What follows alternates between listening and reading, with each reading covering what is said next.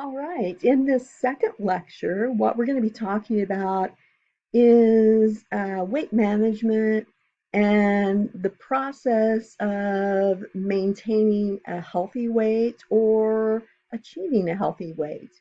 Before we get going, though, I wanted to let you know that your second exam will be posted next week in the week 9 module. And exam 2, it contains 50 multiple choice questions and it is cumulative. It will be covering the overview of wellness that we did during face-to-face instruction, also physical wellness, that exercise portion of physical wellness, and then the new information that we've covered in this section on nutrition. So be looking for that exam next week. I'll conduct it in the same way that I did exam 1, and that it will be an untimed test. So you'll have as long as you need on it, but you will only have one opportunity at the test. So that's coming up next week. And let's go ahead and get going with the second and final lecture for the week. So when it comes to weight management, that ability to maintain a healthy weight or achieve a healthy weight, the first thing I'd like to remind you of is this energy balance equation. This is something that you were utilizing in the project. The energy balance equation, basically, it looks like this. On one side of the teeter-totter, you have your caloric intake, or you could think calories consumed. And so those calories come from the foods and beverages that we consume. More specifically, they come from the number of carbohydrates, proteins, and fats that we're consuming, or the amount of carbohydrates, proteins, and fats that we're consuming. And then over on this other side of the teeter-totter is caloric expenditure, or calories that you're burning. And we've got 3 areas. I asked you about this on the project. I asked you what was your resting metabolic rate, lifestyle on your project. That was listed as activity. And then this third area of caloric burn or caloric expenditure is related to the exercise that you're performing. So the energy balance equation is basically looking at calories in, calories out. Are you consuming more than you're burning, or are you burning more than you're consuming? Or do the two happen to equal out? And then the other aspect of the energy balance equation, remember, it also is stating that 3,500 calories is equal to 1 pound. And in knowing and understanding that, we can begin to look at, well, how rapidly might your weight be changing based on your numbers up here. So I'd like to show you just a bit more about this RMR, because the factors that we're going to talk about with this will play a role in your ability to maintain your healthy weight or move towards achieving a healthy weight. So RMR is resting metabolic rate, and this first bullet point, what I've told you here was the terms basal and resting. They often get used interchangeably. They're not exactly the same, but you know, basal metabolic rate, resting metabolic rate. You sometimes hear those terms used interchangeably. And we all have one. And I mentioned this in a previous video. I think when I was explaining the project, we all have our own unique resting metabolic rate. And that resting metabolic rate, it's actually a measurement of the number of calories that your body burns at rest. So, if you just laid on the floor and did nothing all day, your body is still going to need a certain number of calories to survive. Okay, calories or energy is necessary so that your digestive system can run.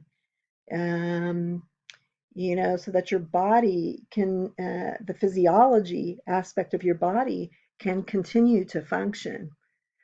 Now, with your project, I asked you to record what Chronometer had estimated as your resting metabolic rate.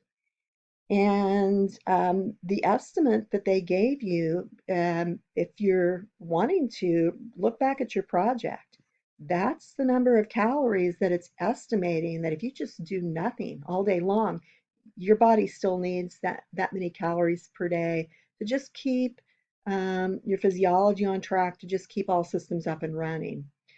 Now, what a lot of times is used on sites like this, and I did check it, and I think that this is what Chronometer is using.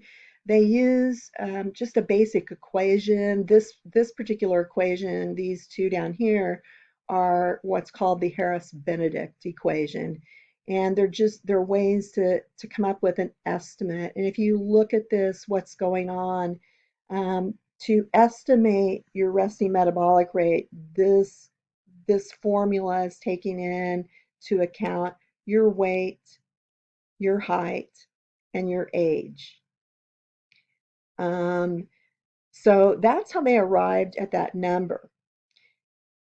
So let's go ahead and look at some of the things that potentially impact your resting metabolic rate, in terms of how high or how low it might be. In terms of maintaining a healthy weight or achieving a healthy weight, we want our resting metabolic rate to be as healthy as possible. We want our metabolism to be running efficiently and consistently, at a good rate. So here we go. Some of these we have control over. Some of them we don't. For example, gender. Women tend to have a slower metabolism than men. And, that's related to, in general, but not always, in general, women are smaller in size. Women do tend to have more body fat, and we tend to have less muscle mass. It's just part of the way we're built. It's related to hormones, it's related to the fact that we're designed to give childbirth. So, just, in general, we're going to have a little slower metabolism than men. So, that's something that we can't necessarily control. Musculature, this is something that we have some control over. The more muscle mass that you have on your body, the higher your metabolic rate is going to be. So, when we lose muscle mass, our metabolism also goes down. So, not only, and we typically lose muscle mass if we are not active, if we become more sedentary, for whatever reason. So the area that we do have some control here is to stay active and, if possible, include strength training as a part of your workout program. That's going to help you maintain or maybe even increase your muscle mass, which will promote a healthier metabolic rate, which means you burn more calories, not as inclined to gain weight. Age, this is another one we can't really help. As we get older, our metabolism does tend to decline, but I want you to look at what rate it does. It says your metabolism declines about 2 to 3% every 10 years after age 25.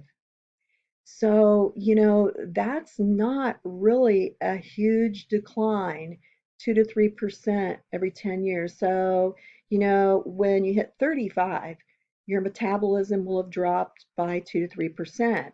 Now, here's where it gets a little scarier. When you're at 45, that's going to be by 4 to 6% that your metabolism has gone down. And then, boom, 55, you're looking at 6 to 9%. And when your metabolic rate has adjusted that much, it does become really important that you modify the number of calories you're consuming and that you're staying very active. There is a tendency to lose some lean muscle mass with age also. So age, we can have some problems that show up, but you do have some control here, and that staying active and adjusting the way that you eat can help. Uh, Body size is another factor. Don't have a lot of control over this. Some of us are just built with a larger frame. We're taller, um, you know, and people who are taller that are just built with a larger frame, have larger bodies. Their metabolism is going to be a little higher. Um, those of you with smaller body surface area, a little lower. Genetics, another one of those things we don't have a lot of control over. We can work with this to some degree by adjustments to lifestyle and adjustments to the way we're eating, but I bet a lot of you can relate to this. We inherit some metabolic tendencies, and those tendencies can be to have a higher or faster metabolic rate, or it might be more of a tendency to have a lower or a slower metabolic rate. I'll give you an example. I know some people can eat and eat and eat and eat, and their body just seems to burn those calories off. They aren't inclined to put on weight. And by the same token, some of us that maybe were blessed with a slower metabolism, um, we have to work extremely hard to get the weight off. So just remember, you might have this tendency, um, either one of these tendencies, but there are things that we can do to work with that tendency. Okay, in terms of your nutrition, now this is an area where we have control. Um, Now, it's interesting because this says fasting or very low calorie diets and long-term malnutrition can lead to a slower metabolism. So I would interpret this as if you just aren't feeding your system on a more regular basis, what can happen is your body begins to store versus burn. So the metabolism will adjust down. It's almost like your body is saying, wow, we only get fed once a day, so we need to hang on to those calories versus burn them.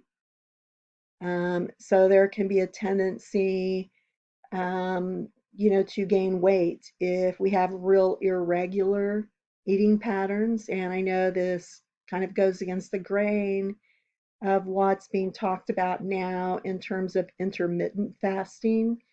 That's become more of a fad.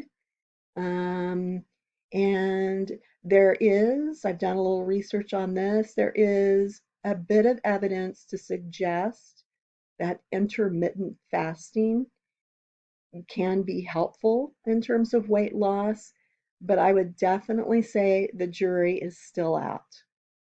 So, okay, and here's another one that, well, hold on, I'll go back up to nutrition and this idea of how to eat. I think probably the best way to approach this is to just think, eat small meals throughout the day versus the one large meal a day. I'm still going to go with that in spite of, the fad towards intermittent fasting. And and it's going to come down to calorie intake versus caloric expenditure. So you do want to watch how many calories you're consuming per day if you're doing, 4 or 5 small meals a day. Okay, so now activity level. Exercising gives your metabolism a boost. It boosts your metabolism while you're exercising, and that metabolic rate can stay elevated for a while after exercise. Um, the research shows that the more vigorously that you do exercise, the longer your metabolism stays elevated. That's one of the reasons that HIIT programs, it's HIIT, HIIT workouts, high intensity interval training, has become more popular because some of the research is showing that the metabolic rate stays elevated for a longer period of time after a HIIT workout versus that long, slow, steady cardio. So those are the factors, or some of the factors that can affect your metabolism, your body's metabolic needs. Okay. And with this initial slide, it was talking about weight change, two explanations. So the energy balance equation is, generally very accepted. It's one that seems to make the idea of weight change pretty easy to interpret and understand. But I like to just give this a mention, something called set point theory. And it is a theory. And here's just some of the basic information with set point theory. And this information comes from the Center for Health and Wellness at MIT Medical. The theory was developed in the early 80s, and it basically is just saying that all of us have a specific set point. Um, that set point is related to how much our body wants to weigh. Okay? And that set point, it's a matter of internal physiology. It's related to the brain, actually. Um, an area in the brain that has a weight regulating mechanism. That's what this theory is kind of pointing towards. And with this theory, what it says also is that some of us kind of get lucky. We come in and our set point is a little lower. In other words, our body seems to want to weigh a lower amount. And some of us end up kind of coming in with this higher setting where our bodies are actually more inclined, it just wants to weigh more. The other part of set point theory that I think can be helpful to understand is, with set point theory, one of the points also is that our bodies in general are very resistant to weight change. Um, Again, our bodies do not want to change weight. And so I think how this can play out, and maybe some of you can relate to this, is there may be a time where you've tried to either gain weight or lose weight, and you're doing everything right. You're checking all of your numbers, your calories in, your calories out, and it's just not happening. And that, is when I go, my set point must be a little sticky and stubborn. And if I just stay the course and stay patient, eventually things will click in, and that for me, weight loss will begin to happen. Um, some research also, and this is from the late 90s, almost 2000, was saying that sustained increases in physical activity seem to lower the set point. Also, what previous research was pointing to is diets high in complex carbohydrates seem to lower the set point. So just to sum this up, you know, what this theory suggests is we all have an internally set weight that our bodies seem to want to stay at, and that our bodies will be very resistant or stubborn, you could almost think, when it comes to weight change. And there are, a couple of ways maybe we can work with that stubbornness, stay physically active. And then also, some research suggests diets and high in complex carbs. And I always feel kind of concerned almost saying this because, the fad this day is get rid of the carbs, do the intermittent fasting. And so, what I'm suggesting to all of you, it isn't necessarily old school. It's actually still what the science is supporting.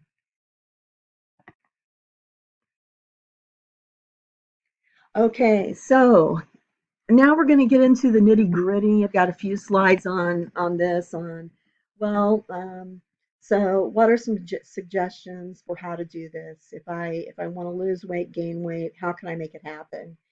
And this slide is about how to choose a healthy weight change program.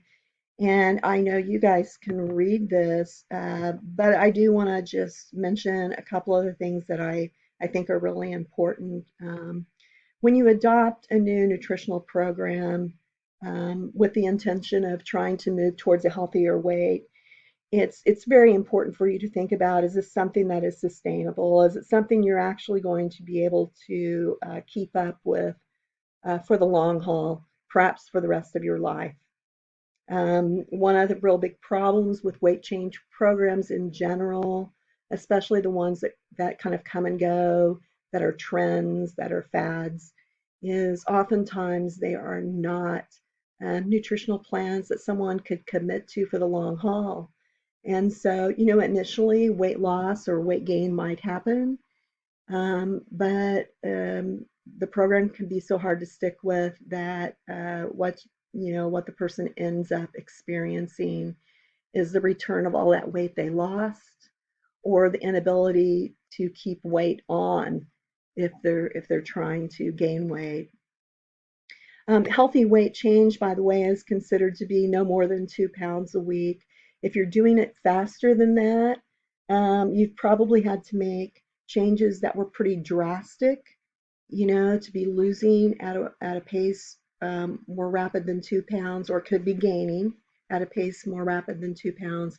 So it's going to be really hard to continue with that drastic change for the long haul.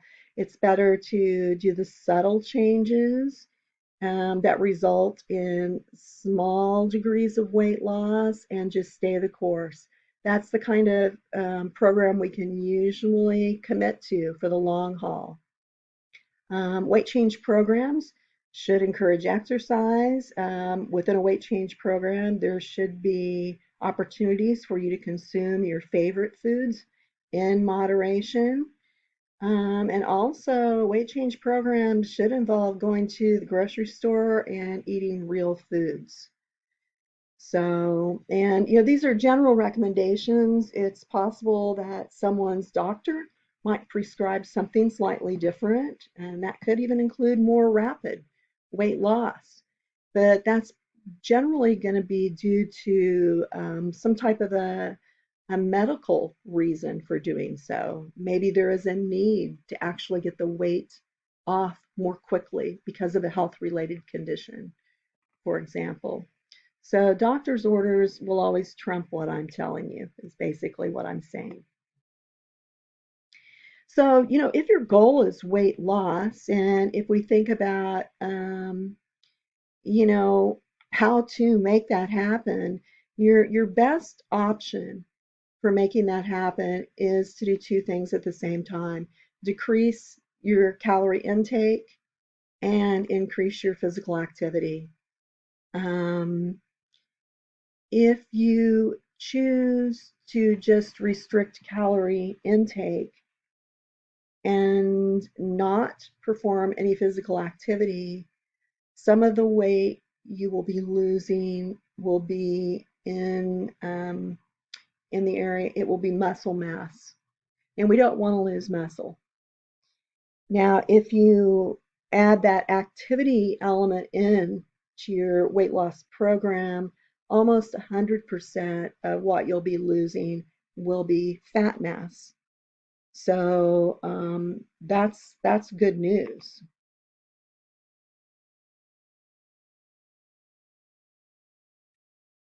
Okay, so let's go ahead and just look at, well, how could you lose 1 pound a week? Now remember, I said that what the recommendation is up to 2 pounds. Up to 2 pounds of weight change per week is considered okay. But I like just showing students the 1 pound idea because it's really easy to work with. And in terms of lifestyle changes, it's very, it requires just very small changes. So, here are your options. If you know that you're maintaining your weight right now with the number of calories you're consuming, all you would need to do is decrease your daily caloric intake by 500 calories. And, 500 calories times 7 days a week, that's 3,500 calories. Okay, 3,500 calories is a pound. So, in theory, if you were able to do this, you would step on the scales once a week, same day, same time, and find yourself 1 pound less. So you could just do the nutritional side of things and decrease caloric intake by 500. You could you could go, well, you know what? I love to eat. I don't want to eat less. I'm just going to be more active. So you could increase your activity level to burn an additional 500 calories a day. Now, um, let's keep some perspective here. 500 calories a day, that's a lot of additional activity to take on. And you would need to be doing that every day. Just to give you an idea, a 30-minute ride on a life cycle, moderate intensity, you might burn 240, 250 calories. Okay. And so we're really looking at, if you do this, you're going to have to add an hour a day maybe of activity. And I don't know how many of us actually have time even to do that. So here's your best option right here. Decrease your caloric intake by 250 calories a day. And wow, that could be that big cookie that you eat every day, or it could be the donut that you sometimes eat, or the 2 handfuls of potato chips you grab while you're watching Netflix. 250 calories usually isn't very much to change caloric intake by. So change that by 250 and then increase your activity to burn an additional 250. So you're looking at, with this, maybe something like 30 minutes a day, getting an additional 30 minutes of activity a day. And with these two together, you're getting that 500 calorie difference that you need to equal 1 pound of weight loss a week.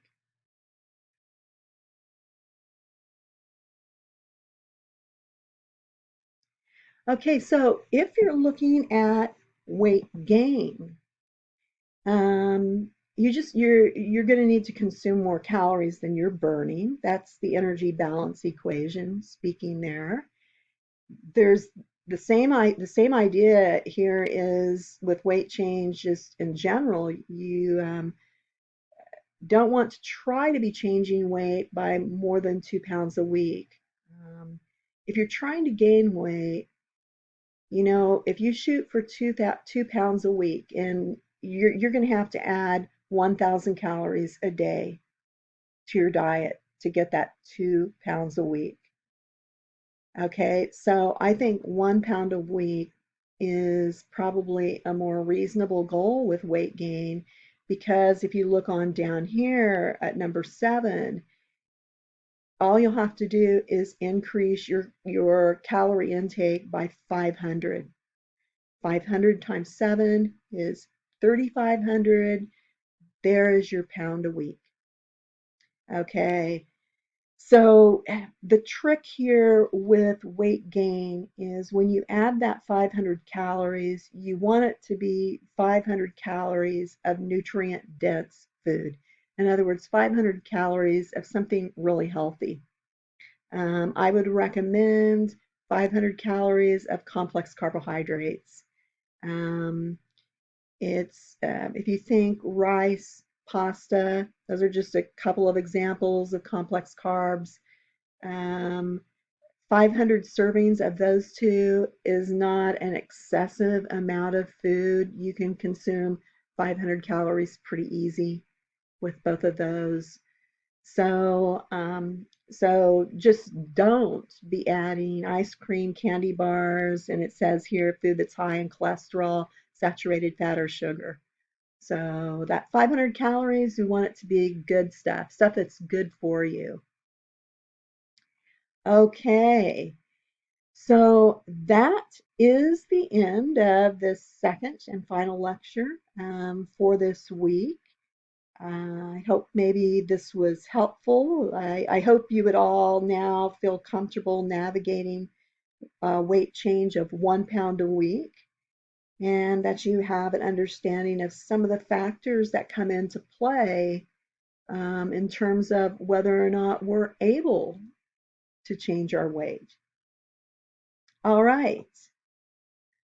Hope you have a good remainder of your day, and I guess I'll talk to you next week.